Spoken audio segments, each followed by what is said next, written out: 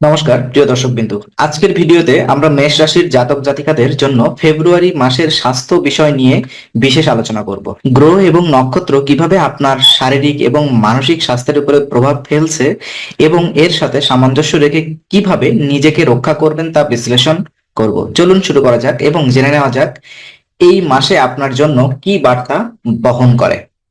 তো এই এই রাশিতে আমরা আলোচনা করব আপনার স্বাস্থ্যগত পূর্বাভাস, স্বাস্থ্য রক্ষার কি কি উপায় আছে, নেতিবাচক প্রভাবগুলো আপনি কিভাবে মোকাবেলা করবেন, এবং ভিডিও শেষে আমি আপনাদেরকে একদম 2-3 লাইনের ভিতরে পুরো ভিডিওর একটা সার কথা আলোচনা করব, যেটা দিয়ে আপনারা মূলত বিবেচনা করতে পারবেন। পুরো ব্যাপারটাও যদি আপনারা বুঝতে না চান অথবা ধৈর্য ধরে ভিডিওটা না দেখতে চান, ভিডিওর শেষের অংশটুকু দেখলে আপনারা এই ভিডিওর সার কথা বুঝতে পারবেন এবং সেভাবেই আপনি আপনার মেষ রাশির যে স্বাস্থ্য ব্যবস্থাপনাগুলো জেনে নিতে পারবেন। তো চলুন, স্বাস্থ্যগত যে পূর্বাভাস আপনাদের থাকবে, গ্রহগত প্রভাব এবং সম্ভাব্য স্বাস্থ্য সমস্যাগুলো নিয়ে আমরা আলোচনা করব এখন। তো চন্দ্র এবং রাহুর সংযোগ বিশেষ করে মানসিক অস্থিরতা এবং উদ্বেগ সৃষ্টি করতে পারে আপনার জীবনে। পঞ্চম ঘরে শনির প্রভাব রয়েছে, যেটা কিনা আপনার হজমের সমস্যা, বিশেষ করে পেটের ডাইজেস্টিভ যে সমস্যাগুলো এবং পেটের অস্বস্তি তৈরি হতে পারে পুরো মাসটা জুড়ে।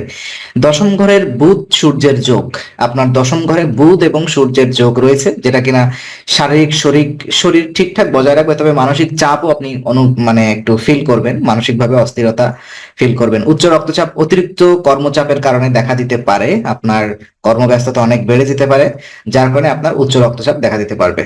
পূর্বের রোগের পুনরায় দেখা দেওয়া, বিশেষ করে যারা পেট বা ত্বকের সমস্যায় ভুগছেন, যাদের পূর্বের রোগ একটু দেখা দিতে পারে। এই মাসে চন্দ্র এবং রাহুর সংযোগ আপনার মনকে অস্থির রাখতে পারে। হ্যালো, চন্দ্র এবং রাহুর সংযোগ আপনার মনকে অস্থির রাখতে পারে, এর ফলে উদ্বেগ এবং মানসিক অস্থিরতার সম্ভাবনায় দেখা দিবে।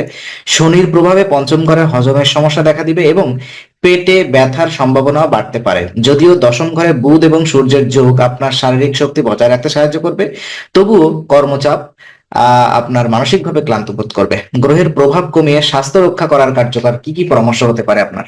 তো আমি খুব সহজে এখানে পরামর্শগুলো আপনারা দেখতে পাচ্ছেন ডিসপ্লেতে। রাহুর কুপ্রভাব কমাতে বিশেষ করে আপনি মঙ্গলবার হনুমান মন্দিরে লাল ফুল এবং মিষ্টি দান করুন, অথবা যদি হনুমান মন্দির নাও পান, আপনি আপনার নিজের ঠাকুর ঘরে লাল ফুল এবং মিষ্টি দান করতে পারেন। ধ্যান এবং যোগ ব্যায়াম, প্রতিদিন সকালে অন্তত 20 মিনিট অথবা 25 মিনিট করে ধ্যান করুন। পুষ্টিকর খাবার, সহজ পাচ্য এবং কম তেলযুক্ত খাবার গ্রহণ করুন, বিশেষ করে ভেজিটেবল, যেটা কিনা মিনিমাম অয়েল দিবেন। হজমের উন্নতি, প্রতিদিন সকালে গরম জলের সঙ্গে লেবু ও মধু পান করতে পারেন। বিশেষ পূজা, প্রতি শনিবার শনিদেবের পূজা করুন এবং তিল দান করুন। আপনার মানসিক চাপ কমাতে নিয়মিত ধ্যান এবং যোগ ব্যায়াম করুন, এটাই হচ্ছে সহজ কথা। সহজ পাচ্য এবং পুষ্টিকর খাবার গ্রহণ করুন, তৈলাক্ত খাবার পরিহার করুন, তাহলে আপনার হজমের সমস্যা দূর হবে। শনির প্রভাব কমাতে প্রতিদিন শনিবার শনিদেবের পূজা করুন। নেতিবাচক প্রভাব কিভাবে আপনি মোকাবেলা করতে পারবেন? তো স্বাস্থ্যগত চ্যালেঞ্জ কিছুটা দূর করার জন্য কিছু জ্যোতিষীয় উপায় যদি আমি আপনাদেরকে বলি, তো মঙ্গলবার এবং শনিবারে রাহু এবং শনির কুপ্রভাব হ্রাস করার জন্য কিছু না কিছু দান করুন। সেটা তিল হতে পারে, কালো তিল দান করুন, এটা এরকম হতে পারে। জাস্ট নিয়মিত হনুমান চল্লিশা পাঠ করুন।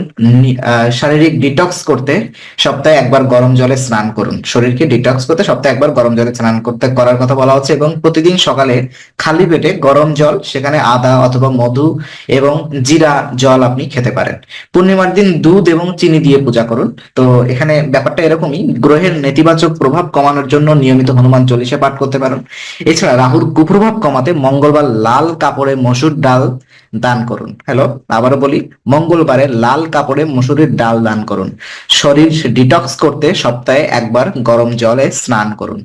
তো এটাই হচ্ছে মেষ রাশির জাতক জাতিকাদের জন্য এই মাসটি কিছু স্বাস্থ্য চ্যালেঞ্জ বয়ে আনতে পারে, তবে সঠিক পদক্ষেপ এবং জ্যোতিষী প্রতিকার গ্রহণ করলে আপনি সুস্থ থাকতে পারবেন। ভিডিওটি যদি আপনার জন্য উপকারী হয় তাহলে আমাদের চ্যানেলে সাবস্ক্রাইব করতে ভুলবেন না। ধন্যবাদ এবং শুভকামনা সবাইকে।